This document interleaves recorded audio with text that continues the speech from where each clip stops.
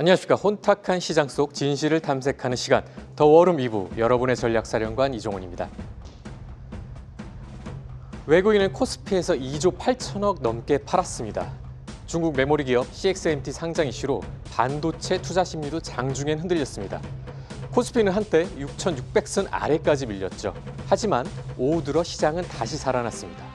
그리고 오늘 시장의 또 하나의 축은 네이버와 엔비디아의 AI 팩토리 동맹 이슈였습니다. 엔비디아가 네이버에 지분 투자를 하고 네이버는 세종 데이터 센터를 중심으로 AI 팩토리 인프라를 확대합니다. 외국인은 팔았지만 AI 스토리는 버텨주었습니다. 이번 주 시장은 다시 시험대에 설 것 같습니다. 지금부터 더 워룸 가동합니다.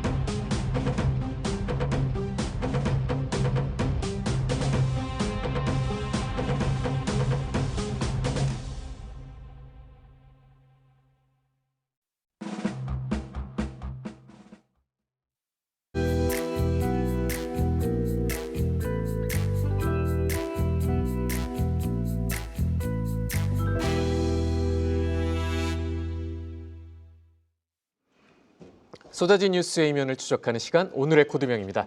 오늘의 숨은 코드를 풀어낼 전략가 형상준 대표 나오셨습니다. 어서 오세요. 안녕하세요. 오늘의 코드명 무엇인지 바로 확인해 보시죠. CXMT 상장 변수. 창신 메모리 테크놀로지 상장 변수인데 오늘 시장은 어쨌든 반등을 했는데 장중에는 중국 메모리 기업 CXMT 상장 이슈가 반도체 투심을 조금 흔들게 만들었죠. 반도체가 흔들리면 한국 시장 전체가 흔들리는데 대표님 오늘 코드명 CXMT 상장 변수 어떤 의미로 가져오셨나요? 삼성전자, SK하이닉스가 지나고 나니까 이제 CXMT가 다시 그 자리를 차지하는 것 같아요. 네네. 오늘 이제 상장을 하다 보니까 이제 전 세계 특히 외국인 투자자분들이 다 CXMT 그러니까 좀 뭐 이런 표현이 맞는지 모르겠지만 놀이터가 좀 바뀐 것 같아요. 놀이터가 바뀌었다. 네, 오늘도 이제 놀이터가 다시 CXMT로 옮겨가는 그런 모습이에요. 이게 사실 며칠 동안은 상한가가 없습니다. 네. 그렇기 때문에 아마 변동성을 굉장히 좀 생각을 하는 그런 네네. 트레이더들은 다 그쪽으로 오늘 좀 많이 몰린 그런 경향이 좀 있다. 그래서 장중에 10시 반 넘으면서 그런 부분에서 좀 변동성이 좀 있었다. 이렇게 좀 볼 수 있을 것 같고요. 오늘 이제 외국인들 눈치 매매 속에 숨고르기 시장이 좀 나오긴 했던 것 네네. 같아요. 그래서 비차익 순매도도 좀 나와줬고 외국인 매도세가 좀 나와주면서 그런 시장이 아무래도 오늘 조금 더 눌려주지 않았나. 특히 AI 데이터 센터 이슈가 나오면서 좀 크게 돌아졌던 네이버라든지 또 SK텔레콤이라든지 네. 이런 업종들도 같이 또 옮겨줬는데 또 로봇주 그러니까 AI 전체적으로 수급이 한 번씩 돌면서 순환매가 조금씩은 또 나오는 그런 장세기도 좀 했다라는 것도 어느 정도는 좀 고무적인 또 시각으로 좀 봐야 되겠다 이렇게 말씀드릴 수 있겠습니다. 그렇군요. 외국인 매도세가 이어지고 말씀하신 것처럼 비차익 순매도도 부담이었던 것 같아요. 이게 진짜 안도 반등 시장으로 가려면 외국인 매도 규모가 일단 줄어야 될 것 같고 네. 삼전닉스도 주요 가격대를 지켜주면서 코스닥 그리고 성장주로 수급이 확산되는 흐름이 나야 될 텐데 오늘 시장은 아직 그러한 기조를 하기에는 좀 일렀던 것 같고 CXMT 이슈를 볼 때 가장 중요한 거 어느 시장에 영향을 주느냐일 것 같은데 범용 디램 가격 경쟁을 키우는 변수가 될지 혹은 HBM 또 AI 메모리까지 흔드는 변수가 될지 해석이 좀 달라질 수 있을 것 같은데 CXMT 국내 반도체 어떤 영역이 어느 정도의 위협으로 봐야 될까요? 근데 같이 좀 가는 영역이라고 봐야 될 것 같아요. 딱 같이 갈 거다? 그렇죠. 왜 그러냐면 오늘 같은 경우에는 사실 상장 첫날이기도 했고 네. 그래서 한 2, 3일을 좀 지켜보기는 해야 될 것 같은데 아무래도 이제 유동성 측면에서 그렇게 된 것 같고 사실 삼성전자, SK하이닉스는 이제 그 부분도 좋겠습니다만은 구글의 이슈를 조금 더 봐야 될 것 같아요. 네네. 이제 잉여현금이 마이너스로 전환이 됐음에도 불구하고 더 KPX 늘리겠다? 그래서 그 얘기는 구글 사실 투자자분들께는 별로 좋진 않은 소식일 수도 있는데 그렇죠. 사실 어찌 보면은 삼성전자, SK하이닉스로는 그렇게 해서 더 많이 가져가 준다고 하면은 솔직히 말하면 고맙다, 땡큐 이런 메시지가 나올 수는 있을 것 같아요. 네네. 그래서 지금으로서는 삼성전자, SK하이닉스가 물론 창신 메모리 쪽 그쪽에 더 이슈도 좀 있긴 하겠습니다만 전체적으로 글로벌 빅테크 KPX라든지 영업이익 쪽에 조금 더 그리고 또 컨콜에서 어떤 얘기가 나오는지 조금은 더 포커싱을 맞추는 전략도 괜찮겠다 이렇게 좀 볼 수 있겠습니다. 알겠습니다. 삼성전자 또 SK 하이닉스가 갖고 있는 고부가 AI 메모리에 관련된 경쟁력 단기간에 따라오기는 쉽지 않을 것 같기도 하고 또 CXMT는 심리적 부담 또 범용 메모리 경쟁 변수가 될 수는 있겠지만 HBM 수요 훼손에 대한 좀 확대 해석은 좀 지향할 필요가 있는 것 같기도 합니다. 현 시점에서는. 네. 대표님, 외국인 매도세가 이어지고 있는데 외국인은 팔고 시장은 오늘 버텼단 말이죠. 이 외국인 매도 다시 한국 시장의 이탈을 의미할 거 아니면은 이번 주 이벤트를 좀 앞두고 있는 어떻게 보면 눈치 보기성의 어떤 포지션 조정으로 봐야 될까요? 제가 이제 지난주 수요일 날 이제 출연해서 그날도 그랬어요. 이제 영업이익 아니 죄송합니다. 그 외국인 매수세도 좋았고 네네. 그리고 또 비책 순매수도 잘 들어와 줬는데 이게 좀 유지가 잘 돼야 된다라고 했는데 유지가 돼야 되는데. 사실 수요일 목요일 들어오고 금요일 날 그 부분이 거의 오차 없이 다 나왔어요. 그러니까 비차익 순매수 이틀 들어왔던 게 금요일 날 모두 매도로 찍혔고 네. 외국인 순매수도 양 이틀 그러니까 수목 들어왔던 자금이 그대로 금요일 날 나왔다는 거죠. 그만큼 단기성 자금으로 들어왔다 이렇게 봐야 될 것 같아요. 네네. 그럼 그 얘기는 즉슨 앞으로 나오는 빅테크 기업들의 이제 영업이익과 캐펙스 부분을 잘 보면서 단기적으로 대응을 하겠다라는 거예요. 그래서 오늘 같은 경우에도 일단은 좀 숨고르기를 좀 지켜보겠다. 즉 이번 주에 나오는 메타라든지 또 아마존, 또 마이크로소프트, 또 영업이익에 대한 얘기도 계속 다 나와줄 것 같고 이 부분을 모두 본 다음에 8월에 결국에는 방향성을 결정을 하겠다. 이렇게 방향성은 8월에 나올 거다. 네, 그래서 지금 차트를 한번 잠깐 좀 띄워서 보시게 되면은 네. 지금 요새 저점에서 잘 올라와 주기는 했어요. 근데 다만 아직 30분 예 지금 코스피 30분 봉인데 120선을 아직 넘어주지 못하는 흐름이 나와주고 있습니다. 이제 그런 걸로 봐서는 일단은 외국인들이 숨 고르기를 좀 한 후에 확실한 방향을 결정하게 되면은 그 다음부터는 확실하게 끌어올릴 수 있는 어떤 모멘텀이 적용되면서 역배열의 정배열로 넘어가는 이런 전환 구간이 만들어질 수도 있겠다. 지금은 조금은 더 눈치 보는 장세다 이렇게 좀 봐야 될 것 같고요. 확실하게 숫자가 나온 다음에 또 그런 메이저 수급들이 좀 더 들어올 수 있겠다. 그래서 지금 개별주 장세로 좀 많이 펼쳐지는 듯 그렇게 개별주 보이기도 합니다. 장세. 네. 알겠습니다. 아직은 눈치 보기 성격이 크다고 볼 수가 있을 것 같고 이번 주에 뭐 FOMC라든가 삼전닉스, 뭐 빅테크, 미국 빅테크 실적 이런 것들이 예정돼 있기 때문에 외국인 입장에서는 굵직한 이벤트를 확인하기 전에 좀 포지션을 줄여놓고 좀 움직이자.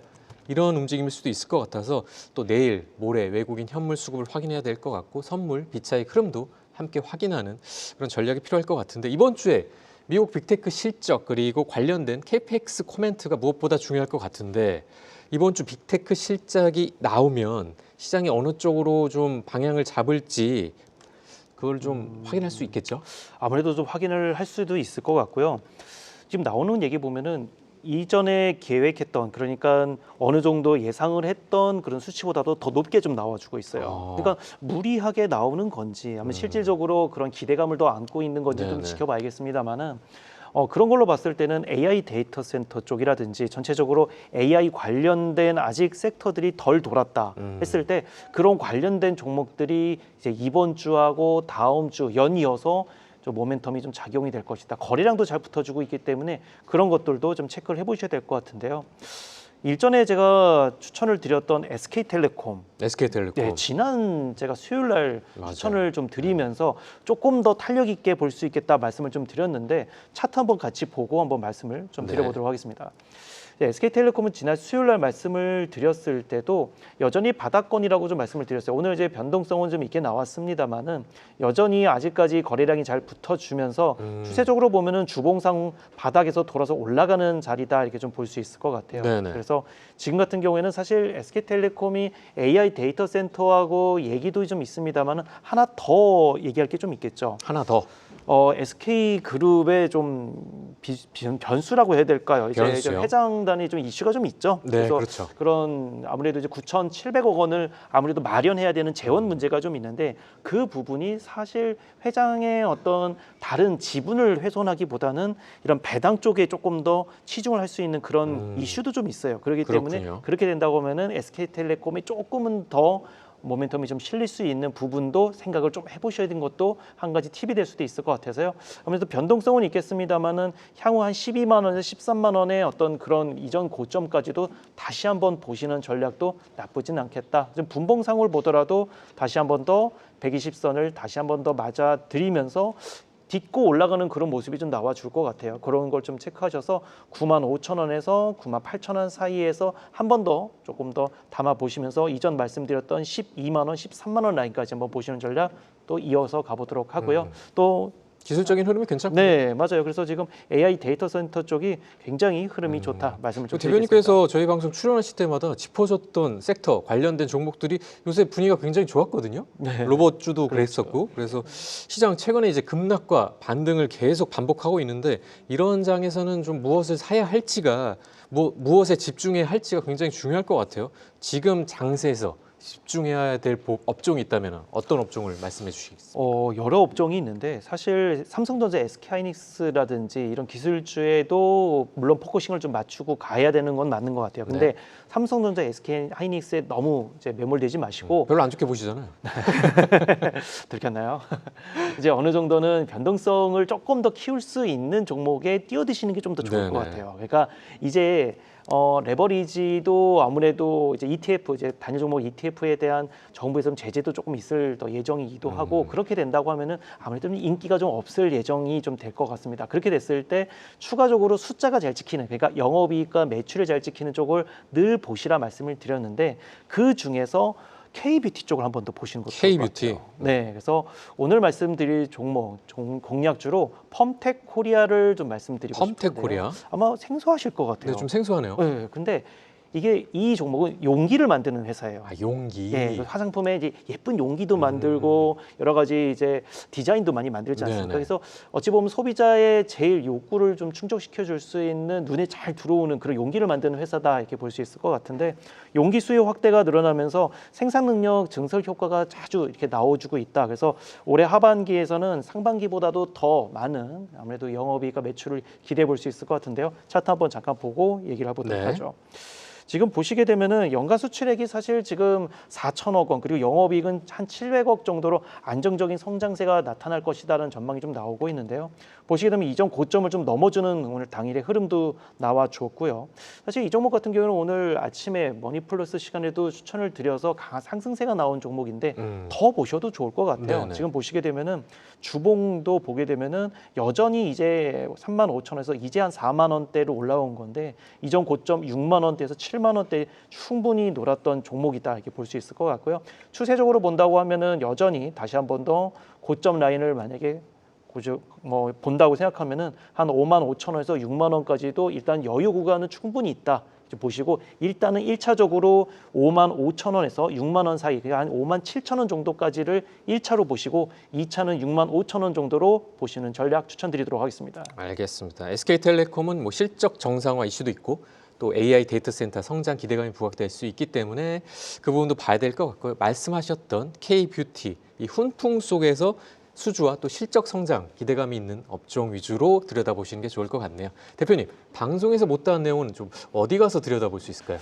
이 시간이 굉장히 좀 짧습니다. 너무 그래서 짧아요. 이 펌텍 코리아라든지 이전에 말씀드려서 SK 이터닉스도 거의 100% 가까운 상승이 나와줬고 SK텔레콤도 큰 폭의 상승이 나와줬는데 다음 올라갈 섹터 그리고 순환매에 대한 얘기를 지금 한국경제TV 또는 와운의 홈페이지 들어오셔서 제 얼굴 클릭하시면은 더 자세한 얘기 들으실 수 있으니까요. 지금 오셔서 한번 확인해 보시면 좋을 것 같습니다. 알겠습니다. 우리 현상준 대표님 얼굴을 열심히 클릭해 주시면 좋겠네요. 함께해 준 전략가 현상준 대표와는 여기서 인사드리겠습니다. 감사합니다. 감사합니다.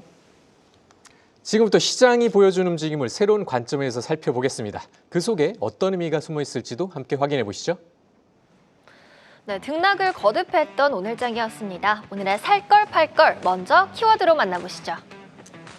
오늘의 살걸 키워드는 손끝에서 터진 상한가입니다. 오늘은 커다란 손 하나가 시장의 관심을 한몸에 받았습니다. 악력만 300kg, 사람 악력의 5배 힘을 가진 이것이 공개되면서 이 섹터가 들썩였는데요. 과연 어떤 섹터인지 지금부터 한번 맞춰보시죠. 다음으로 팔걸 키워드는 공습 중단, 매도 개시입니다. 중동발 지정학적 긴장이 조금 누그러지자 이번에는 매도 버튼이 눌렸습니다. 며칠 전만 해도 뜨거웠던 이 섹터가 오늘은 가장 차가워졌는데요. 어떤 섹터인지 지금부터 함께 만나보시죠. 먼저 오늘의 살걸은 바로 로봇주입니다. 대표주들이 일제히 강세를 보였고 KNR 시스템은 상한가를 기록했는데요. 이재명 대통령이 반도체에 이어 피지컬 AI 분야에서도 우리나라를 대체 불가한 국가로 만들겠다고 밝히며 AI 산업 육성 의지를 다시 한번 강조했습니다. 여기에 KNR 시스템은 300kg의 악력을 구현한 산업용 로봇손 개발 성과를 공개하면서 시장 관심이 집중됐는데요. 양산 준비 계획까지 밝히면서 글로벌 시장 진출 기대감이 로봇주 전반의 투심을 자극했습니다. 오늘 관련 주방에선 어떤 얘기들이 오갔을지 만나보시죠. 네, 먼저 현대무백스 박입니다. AI 동맹 호재의 오버행까지 해소됐으니 우리 무백이 이제 드디어 숨 좀 쉴 수 있는 건가요? 라면서 희망을 가지셨는데요. 여기서 오버행은 언제든 시장에 나올 수 있는 대규모 매도 물량을 뜻합니다. 현대무백스는 과거 대주주 지분 매각 가능성으로 우려가 있었던 종목이죠. 그 불안한 시간을 버텨낸 주주들 이제야 한숨 돌리는 분위기입니다. 다음은 횡보 속에서도 선방해준 로보티즈 주주의 얘기입니다. 그래도 요즘은 네가 SK 하이닉스보다 훨씬 낫다라면서 칭찬해 주셨는데요. 로보티즈는 지난 6월 초 46만 원대 터치한 뒤 내렸고 7월 들어 횡보 중이긴 하지만 그래도 오늘 5%대 반등하면서 존재감 보여줬습니다. 반면에 그동안 시장을 이끌던 반도체는 여전히 하락 곡선을 그리고 있는데요.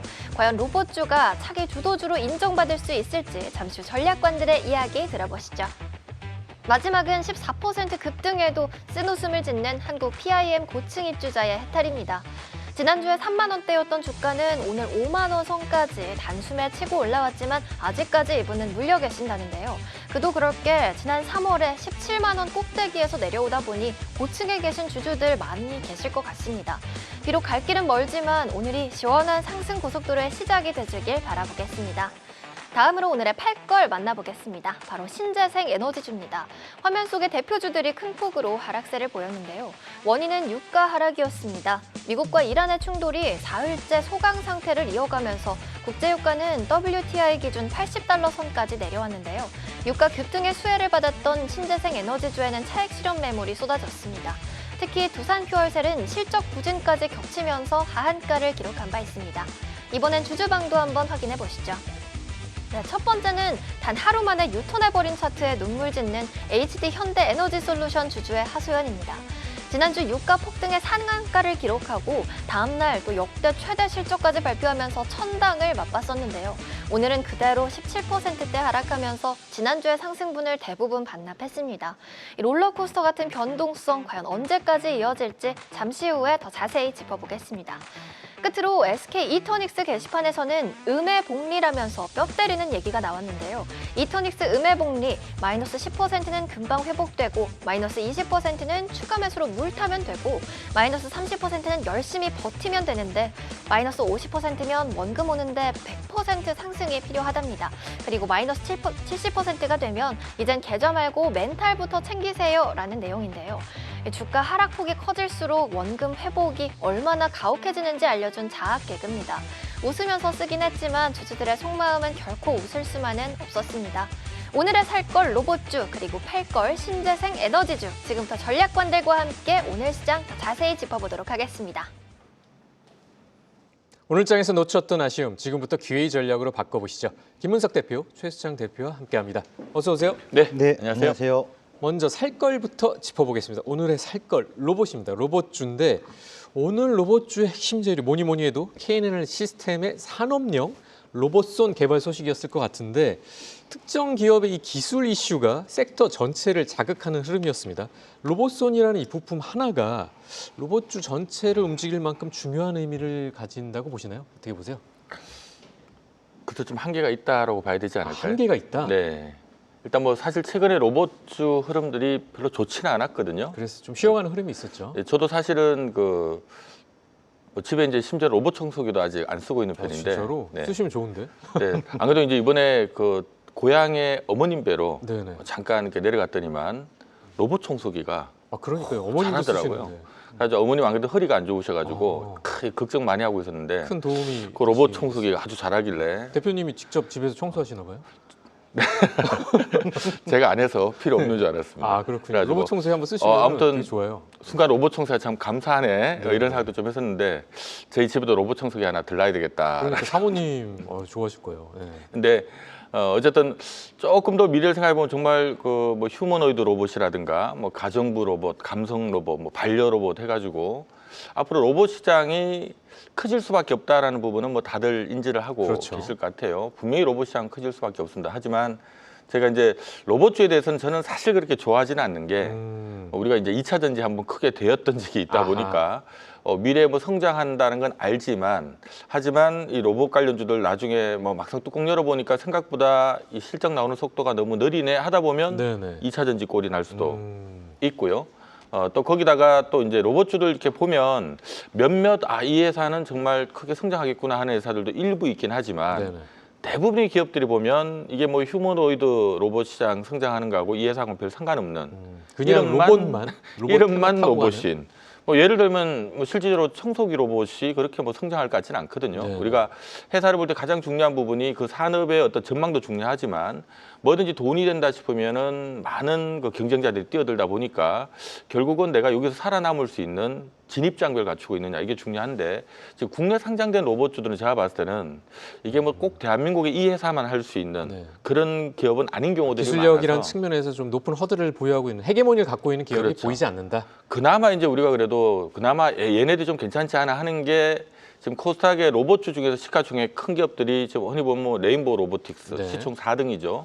그다음에 이제 로보티즈도 시총 20위권 정도 있고요. 그나마 이제 이들 기업들이 그나마 기술력 좀 있고 또 삼성이나 LG 쪽 뭐 자금 들어와 있는 것도 있고 하다 그렇죠. 보니까 얘들 정도 인정을 받는 정도인데 근데 이들 기업들도 지금 보면은 최근에 주가가 거의 반토막 나 있는 상태인데 지금 앞으로 2, 3년 후에 실적 대비 PER이 거의 100배 가까이 되거든요. 100배 엄청 높군요. 하다 보니까 그나마 제일 대표할 만한 기업도 사실 좀 밸류 부담이 있는데 뭐 나머지는 뭐 시총 1, 2천억 하는 게 갑자기 네, 어떤 네. 이슈로 상치고 하는 부분에 여기 내가 왔다 갔다 하는 게 별로 마음에 들지 않아서 시간 낭비일 수도 있다. 그렇죠. 저는 뭐 로봇주는 뭐 매매 잘 할 줄 아시는 분들만 알아서 모멘텀 매매라고 하죠. 네네. 일정 봐가면서 그냥 매매하는 쪽으로 봐야 되지 않나. 지역적으로 접근하는 게 유효하다. 네, 맞습니다. 이런 말씀이신 것 같고 휴머노이드 또 로봇 산업용 로봇이 실제 현장에서 쓰이려면 정교한 로봇손 또 액추에이터라든가 센서 기술이 무조건 필요한데 자 특정 기업의 기술 개발이 오늘같이 이제 전체 섹터 전체를 좀 자극하는 흐름이 나올 수는 있을 것 같아요. 다만 말씀하신 것처럼 기술 개발 이슈가 바로 숫자 매출로 직결되는 것은 아니기 때문에 뭐 양산이라든가 고객사 수주 쪽에서 경쟁력을 담보하고 있는 기업들 위주로 들여다보는 전략이 좋을 것 같고 그리고 로봇주 최근에 이제 정책 기대감이 붙은 것 같은데 네. 피지컬 AI를 차세대 성장 동력으로 키우겠다는 이 정책 방향도 부각이 좀 되고 있습니다. 네. 정책 기대 로봇주에 얼마나 좀 힘을 실어줄 수 있을까요? 일단 방향성이나 미래에 우리가 가야 될 길, 그거는 가이드가 된 것 같아요. 명확하다. 명확하게. 그것에서 기노업의 관점으로 로봇 산업에 대한 성장을 공부하시는 것, 그리고 투자를 조금씩 해볼까 고민해 보시는 단서가 붙네요. 긴 호흡으로. 네, 정말 기노업해야 돼요. 뭐 이런 거에서 저는 긍정적으로 봐요. 그러니까 결국 정부 정책에서도 과거에 우리나라 대통령, 역대 대통령들 보면 어떤 성견지명이기도 하죠. 대표적으로 이제 박정희 대통령 때 경부 고속도로, 그렇죠. 그리고 승합기 그 교체 사업, 이런 것들 그때 실행했다는 건 정말 먼 미래를 보고 투자해놓은 거기 때문에 결국 그런 어떤 그 경제적 효과를 우리가 지금 보고 있는 거잖아요. 네네. 또 김대중 대통령 시절의 통신 인프라라든가 그러니까 지금 현 정부에서 피지컬 AI라는 것은 우리가 당장의 열매를 맺고서 따먹는 것이 아니라 미래의 후손들이 가져갈 수 있는 열매거든요. 그런 관점에서 공부를 좀 해야 된다고 봐요. 그럼 이제 어떤 공부를 해야 되냐? 지금 뭐 살까요? 방금 전에 KRS 시스템처럼 네. 이 기술이라는 게 로봇손에 대한 기술이 굉장히 좋은 거죠. 상당히 디테일해야 되고 정밀해야 되고 그런데 그런 개별 기업들의 이슈를 가지고만 볼 것이 아니라 전체적으로 로봇 하면 우리가 어떤 걸까? 지금 화면에 나오는 건 저게 뭐냐면요. 저건 산업용 로봇이에요. 네, 산업용 계속 로봇. 반복하는 거예요. 공장에서. 저거 대표적으로 잘하는 회사가 전 세계에 어디냐? 일본의 화나기예요. 아, 일본 기업. 일본 기업 화나기예요. 우리나라는 저기에 있어서 산업용 로봇은 사실상 화학 기업만큼은 안 돼요. 그런 대표적인 경쟁력 있는 기업을 찾는 거고, 네네네. 그다음에 아까 이제 우리가 지금 휴머노이드가 가장 핫하잖아요. 그 휴머노이드 같은 경우는 센서가 필요하다고요. 왜냐하면 주변의 어떤 주변 물체나 이런 것들을 감지해가지고 움직여야 되니까, 그래서 센서 기술이 상당히 중요한 거예요. 센서 기술. 네. 휴머노이드가 저렇게 단순한 게 아니라 지금 움직이잖아요. 주변에 네네. 뭐 부딪힐 것 같아. 그럼 피해야 되잖아요. 아니면 뭐 집어야 될 것 같아. 그 센서 기술이 정말 그렇죠. 중요한데, 대한민국에서 센서 기술이 굉장히 뛰어난 회사가 있냐? 노멀합니다. 센서 기술은 유럽에 있는 회사들이 좀 대표적으로 그나마 좋다. 네네. 우리나라는 이제 구동 쪽에는 좀 장점이 있어요. 구동 부품 쪽에 이제 대표적인 게 배터리라든가 냉각 기술이라든가 뭐 제어 모듈이라든가. 그러니까 로봇도 산업 로봇이 있고 휴머노 로봇도 있고 또 협동하는 로봇이 있어요. 인류하고. 그다음 물류 자동화 서비스하는 로봇이 있고, 로봇이 정말 많아요. 그러니까 이런 산업별로 어떤 형태의 로봇들이 나올 건지, 그럼 자율주행 로봇일 거 아닐까? 이것도 로봇 산업에 들어가거든요. 뭐 라이더 기술 같은 네, 것도 맞습니다. 들어갈 수 있고. 네, 그러면 자율주행에서 라이더나 카메라 기술도 중요하잖아요. 네. 그러니까 산업별로 어떤 로봇들이 더 미래 성장할지 아무도 몰라요. 예를 들어 지금 휴머노이드 막 지금 화면에 나오니까 대단하다 그러잖아요. 네네. 저거 나왔어요. 나올 수 있다고 하잖아요, 양산이. 네. 휴머노이드 아틀라스에서. 네. 무슨 저도 집에 하나 들여놓고 싶은데 나중에. 가사 도우미 저거 있으면 네. 아주 좋을 것 같습니다. 네. 가사 도우미로 있으면. 그렇죠. 그런데 결국에 공장에서 저 휴머노이드가 들어온다면 가장 문제점이 뭘까요? 상식적으로. 제가 노동자예요. 노동자들의 인권 때문에 노동자들이 반대할 거라고. 아, 노동쟁이라든가 그럼 이런 이슈. 노동쟁이가 있을 수 있단 말이에요. 앞으로 풀어가야 될 것들이 정말 많아요. 사회 전반적으로. 그렇네요. 그런 것 때문에 미래의 긴 모습 봐야지. 야, 저거 지금 당장 들어오면 좋겠다. 좋지만 사실 그럴 현실에 대해서는 뭐 2억이면 된대요, 중국에서. 아, 2억이면 비싸네. 휴머노이드 가사 도우미 들어올 수 네네. 있대요. 근데 그런 부분들을 기노업에서 본다면 첫 번째 저는 로봇 산업이 너무 디테일하니까 카테고리별로 정리해 놓고 공부하고 핵심 기술이 무엇인지, 그리고 우리가 경쟁이 어떤 건지, 그리고 이것이 우리가 지금 열매를 가져가는 게 아니라 미래 후손들이 가져갈 수 있는 열매니까 투자를 한다면 씨앗을 심는 정도, 그 정도로 관심 갖고 보시는 건 좋을 것 같아요. 굉장히 긴 호흡으로 그쵸. 장기적인 안목으로 들여다봐야 네. 된다.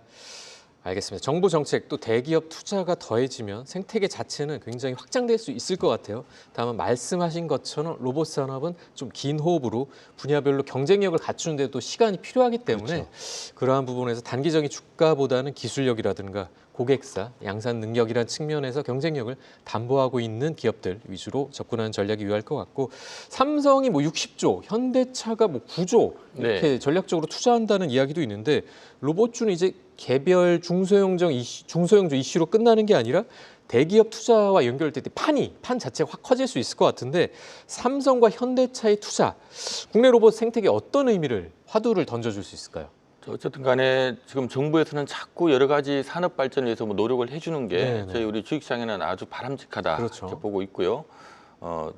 다만 이제 이 관련된 기업이 앞서도 말씀드렸던 것처럼 우리가 이제 또 정부에서 로봇 정책 뭐 한다더라 뭐 이러면 주가는 또 반짝 뜨기는 하지만 우리가 최근에 이미 이제 코스닥 지수 보셔서 아시겠지만 뭐 3,000스닥 얘기 나오고 난 다음에 지금 너무 힘이 없어요. 1,000포인트도 안 되거든요. 네. 그러니까 어떻게 뭐 정부에서 정책을 하든 뭘 하든 간에 사실 이제 그 산업 자체가 발전을 해야만이, 또 그 기업 자체가 이익을 내야만이 주가는 올라가는 그렇죠. 건데, 제가 현재 봤을 때 국내 상장된 로봇주들의 어떤 실력이 제가 봤을 때는 조금 한계가 있는 게 아닌가. 한계가 있다. 네, 아무래도 왜냐하면 앞서 얘기했던 것처럼 코스닥 시총 4등인 뭐 레인보우 로보틱스나 22위권에 있는 로보티즈도 지금 뭐 주가 지금 반토막 났는데도 주가 잘 힘을 못 쓰는 게 지금 밸류 부담 때문에 그런 거거든요. 먼 미래에 돈을 벌건 벌 것 같은데 당장 한 3, 4년 후의 실적 대비 지금 주가는 뭐 좀 성장세를 반영하고 있는 게 아닌가라는 관점이다 보니까 약간 어떤 이러한 이슈에 따라서 뭐 시총 1, 2천억짜리가 잠깐 뭐 왔다 갔다 하는, 오늘 그 KNR 시스템 같은 경우도 시총이 1,200억짜리거든요. 네네.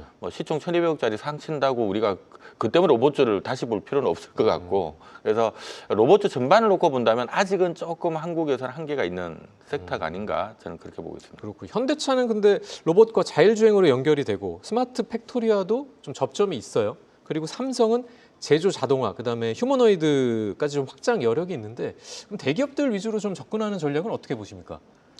대기업도 위주로 접근을 해야죠. 당연한 대기업도 거죠. 위주로? 저는 그렇게 네. 봐요.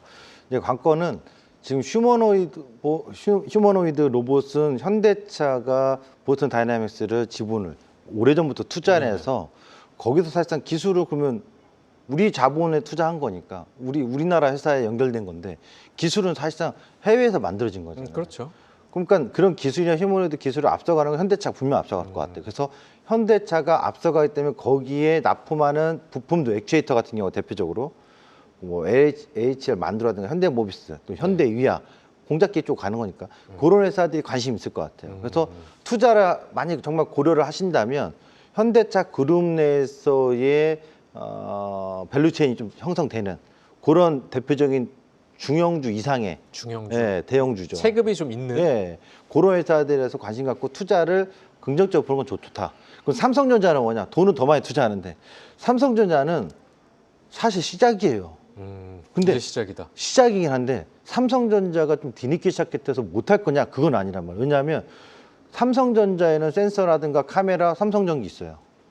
배터리, 로봇은 그냥 휴머노이드 같은 경우는 그냥 가서 배터리 있을 거 아니에요. 그렇죠. 삼성 SDI가 있어요. 로봇은 또 반도체가 있죠. 생태계 밸류체인을 다 확보하고 있습니다. 맞아요. 그거예요. 그런 체류가 많기 때문에 생태계가 형성하기 때문에 언제든지 자본 투자해서 집중적으로 한다면 삼성전자 관련된 기업들은 그룹 내에 있는 기업들은 또 다른 성장 동력을 갖는 거예요. 오히려 그렇죠. 대기업들 위주로 들여다보는 관점도 필요하겠네요. 네, 그래서 저는 오히려 만약 기술이 정말 뛰어난 개별 기업이 있다면 인수 대상일 수도 있고 그리고 이런 대기업 위주로 판이 다시 짜여질 가능성이 높다 이렇게 좀 보여집니다. 그렇다면 로봇주는 항상 보면 늘 기대감과 또 조정 반복하는 느낌인데 강하게 오를 때는 미래 산업의 어떤 혁신적인 대표 섹터처럼 이렇게 막 올라가다가 실적 확인이 늦어지면 주춤주춤 하면서 주가가 빠지는 흐름인데 그렇다면 지금 흐름도 그냥 단기 모멘텀에 그칠 가능성이 두 분 다 높다고 보시는 거네요.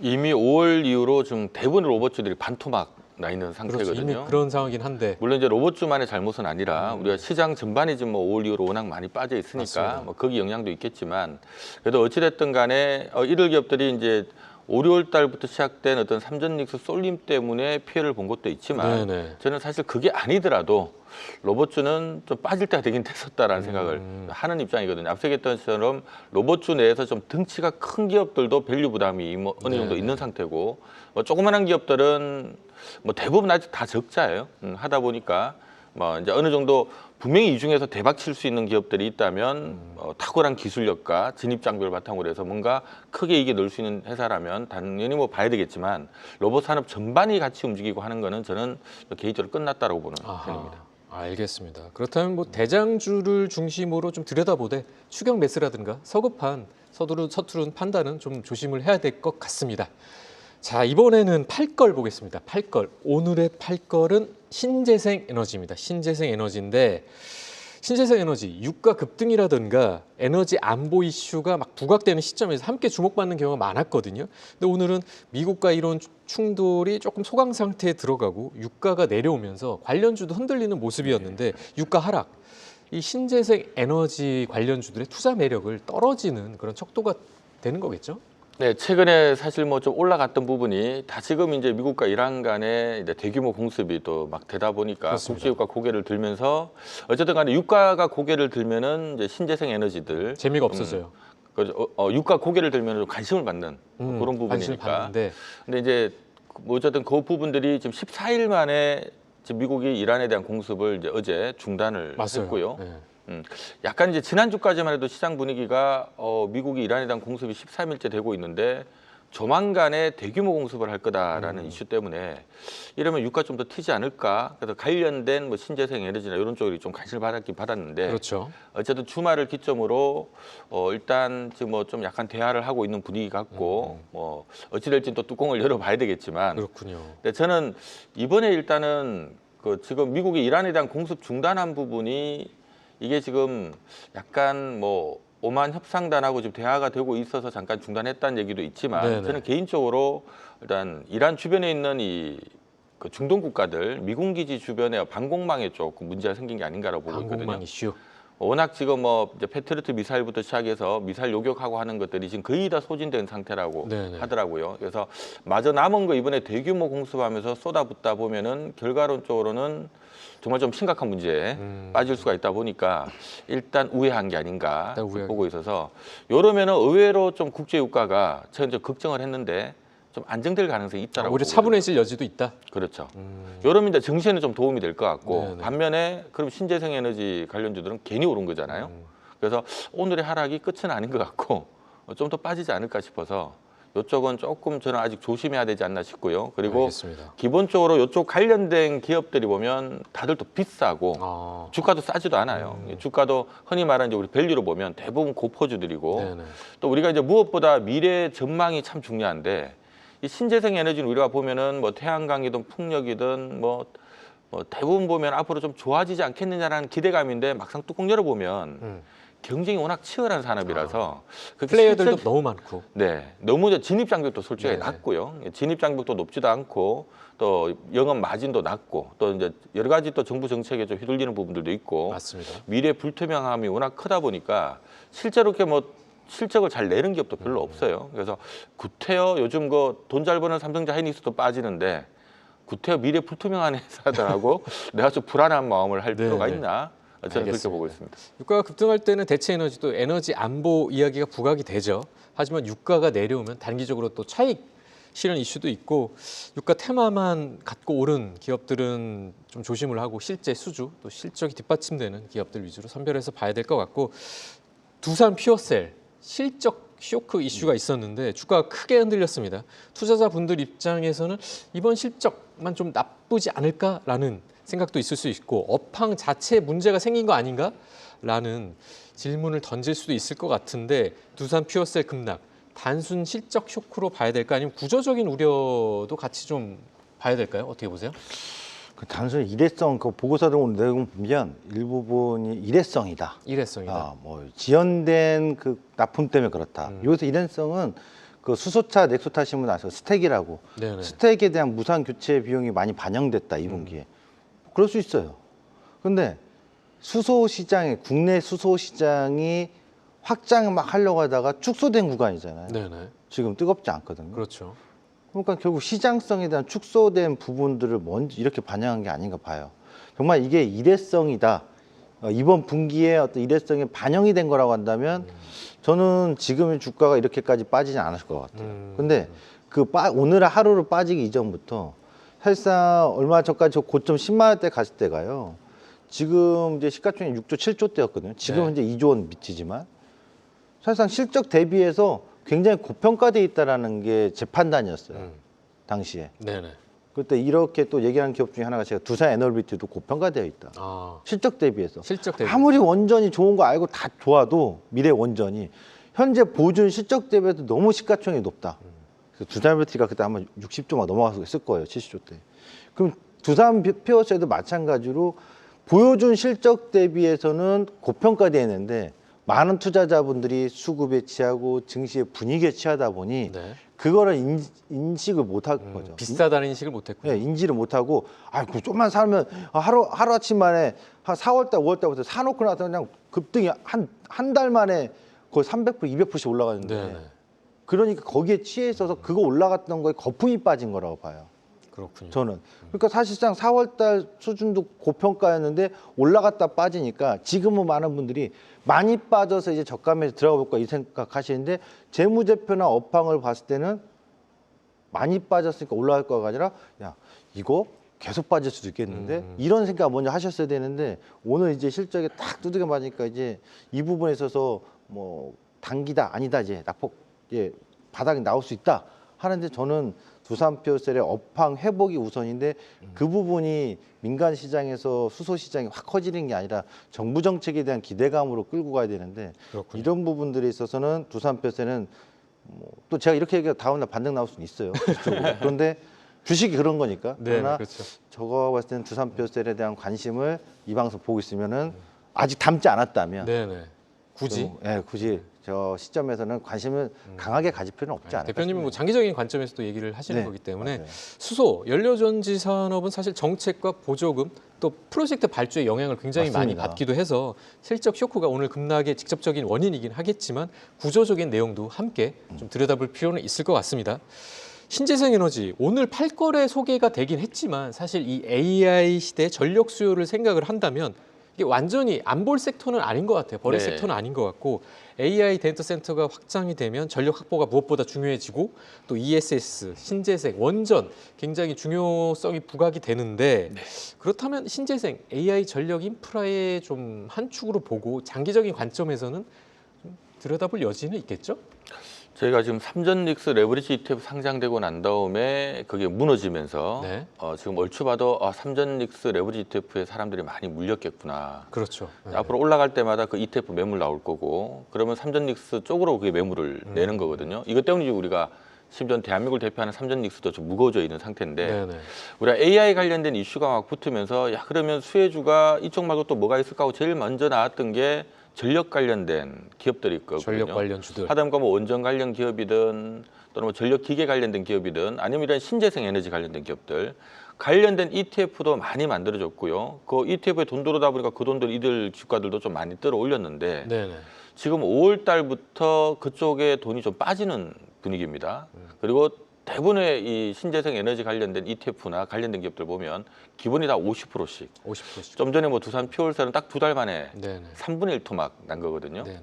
그래서 이런 기업들이 많은데 그렇다는 얘기는 이제 그쪽도 이제 매물이 좀 쌓여버렸다라는 관점이라서 저는 이게 회복하는데 좀 시간이 걸리지 않을까. 시간이 워낙 걸릴 수 있다. 단기가 많이 빠졌기 때문에 반등은 나오겠지만 이전처럼 뭐 나도 신재생 에너지야 하면서 올라가기는 좀 하반기는 좀 쉽지 않을 것 같다라는 생각이 듭니다. 알겠습니다. 하반기는 좀 쉽지 않은 구간이기 때문에 주의가 필요할 것 같고요. 후에는 뒤를 보게 하지만 전략은 앞을 보게 합니다. 이제 내일의 길을 향해 가보시죠.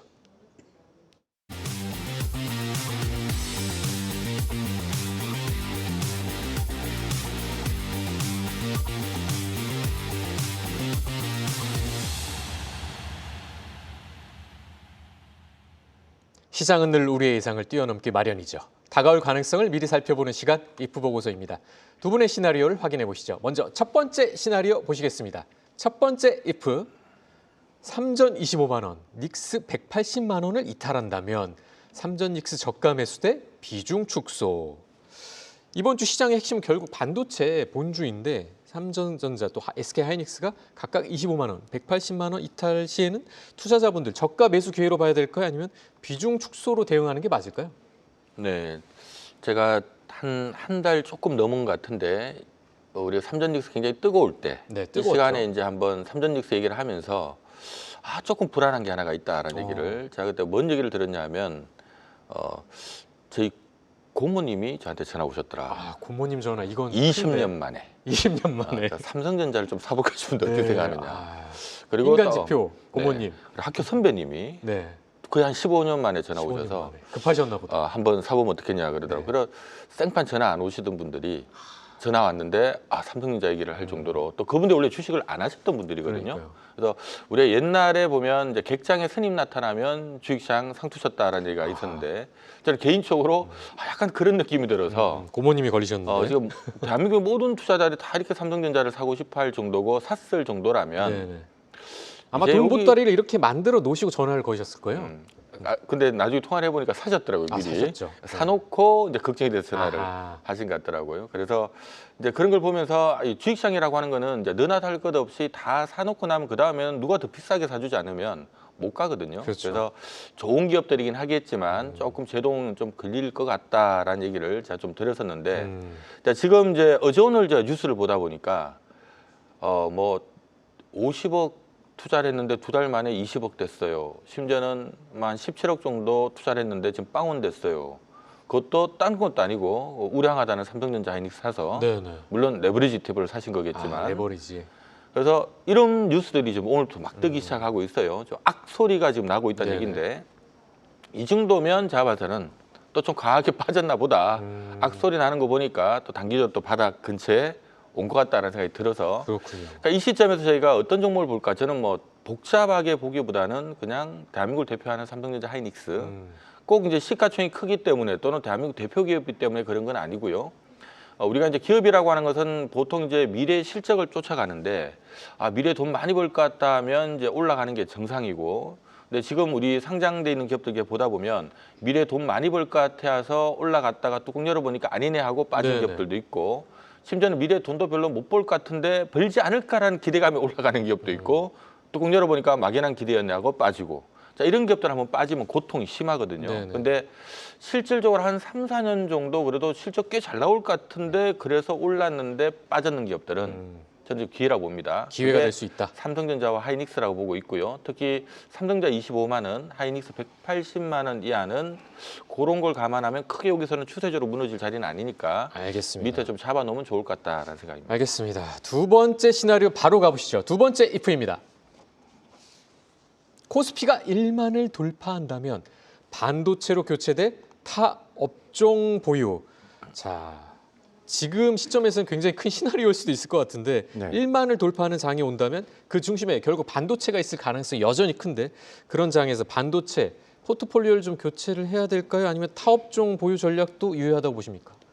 저는 했으면 좋겠어요. 했으면 좋겠다. 타업종에 붙잡고 있다가 또 10,000포인트가 있는데 내 주식 왜 안 가냐, 이 얘기 분명히 나오고. 네네네. 그러면 중요한 것은 갈아타면 좋겠다라는 거잖아요. 네. 저는 반도체 쪽으로. 그 전제가 이쁘죠. 10,000포인트가 돌파한다면잖아요. 네네. 할 것 같냐? 제가 조심스럽지만 이번 뭐 고점에서 강력하게 6월 19일 날 인버스 들어갔다 아시는 분들은 다 아시고, 네네. 떨어진다 7,000포인트 붕괴되는 것도 아실 거고, 최근 들어서는 저점 매수 하세요라고 얘기하고 있어요. 어허. 예, 하셔도 됩니다. 6,000포인트 붕괴될 것 같냐 물어보면 하든지 말든지 신경 안 씁니다. 관심 없다. 크게 하락할 것 같지는 않다. 6,000포인트 붕괴가 과연 될까요? 8월 옵션 만기 때까지 희박할 거야라고 네네. 얘기하거든요. 저는 10,000포인트에 대한 것을 전혀 배제하면 안 된다고 봐요. 지금은.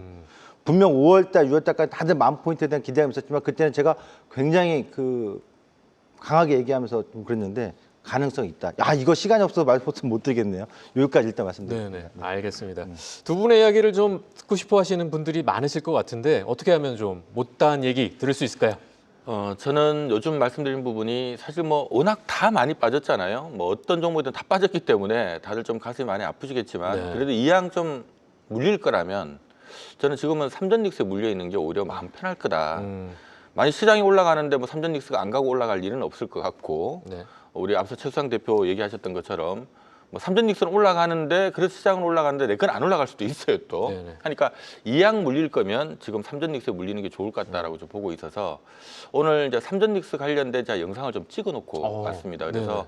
오늘은 반드시 혹시나 삼성전자나 하이닉스를 가지고 있거나 지금 빠졌을 때 좀 사면 내가 생각해도 괜찮을 것 같다고 생각하시는 분이라면 지금 제가 공개 방송을 올려놓고 왔으니까요. 우리 한국경제TV 홈페이지 들어오셔서 여러분들 꼭 한 1시간짜리 분량이니까 꼭 지금 들어오셔서 들어주셨으면 좋겠고요. 요즘 다 막 스마트폰으로 접속 가능하거든요. 네. 스마트폰으로 한국경제TV 조회하셔서 들어오시면 아마 제 얼굴이 떠 있을 겁니다. 네네. 클릭하시면 바로 볼 수 있으니까 꼭 알겠습니다. 지금 시청하시기 바랍니다. 최수영 대표님 얘기 네. 더 듣고 싶으면 어디로 들어가서 봐야 돼요? 한국경제TV 들어오셔서 최수창 치시면 되고요. 또는 너튜브 최수창 치셔도 됩니다. 동시 제가 이원 방송 할 겁니다. 그렇군요. 지금 방금 밤시 후에 10시부터 무료 방송 통해서 방송에 못다한 이야기, 방금 전에 끊겼잖아요. 네. 그 이야기를 더 10,000포인트 과연 현실 가능성 있는지 없는지 이야기하도록 하겠습니다. 못다한 시나리오에 대한 얘기도 더 들으실 수 있을 것 같습니다. 알겠습니다. 시장을 이기는 전략, 더 워룸은 여기서 종료하도록 하겠습니다. 함께해 주신 여러분 감사합니다.